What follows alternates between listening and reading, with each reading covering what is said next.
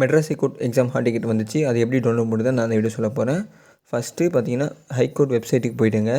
வெப்சைட்டுக்கு போய்ட்டு பார்த்தீங்கன்னா நேற்று அவங்க சொல்லியிருப்பாங்க இந்தமாரி ஹால் டிக்கெட் வெளியே வந்துச்சு டவுன்லோட் பண்ணிங்க சொல்லிட்டு. அதில் ஃபஸ்ட் லிங்க்கை வேணும்னா ஃபஸ்ட் லிங்க் தொட்டுங்க. செகண்ட் லிங்க் வந்து டிரைவர் கார்டு லிங்க். அதை தொட்டுட்டு உள்ளே போனீங்கன்னா அப்ளிகேஷன் நம்பர் கேட்கும். அப்ளிகேஷன் நம்பர் பார்த்தீங்கன்னா நீங்கள் போட்டுருங்க. தென் ரெஜிஸ்டர் மெயில் ஐடி போட்டாலும் போடுங்க, இல்லை அப்ளிகேஷன் நம்பர் போட்டாலும் போடுங்க. தென் அடுத்து பார்த்தீங்கன்னா உங்களுடைய டேட் ஆஃப் பர்த் செலக்ட் பண்ணிங்க.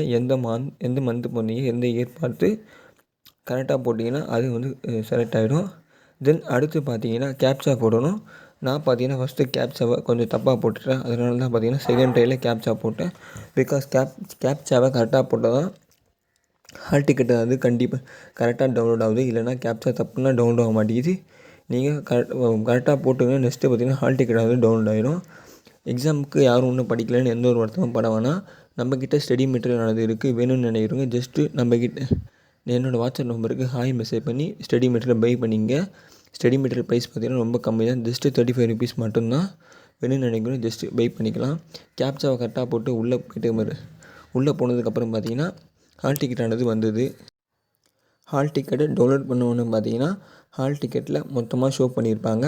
மெட்ராஸ் ஹைகோர்ட் எக்ஸாம் நீங்கள் எந்த எக்ஸாமுக்கு அப்ளை பண்ணியிருக்கீங்க. இவர் பார்த்தீங்கன்னா ஓட்டுநர் எக்ஸாமுக்கு அப்ளை பண்ணியிருக்காரு.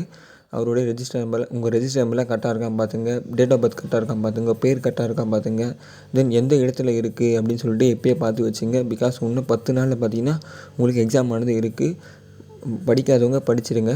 தென் உங்களை எல்லா லொக்கேஷனும் கரெக்டாக இருக்கான்னு பார்த்துங்க.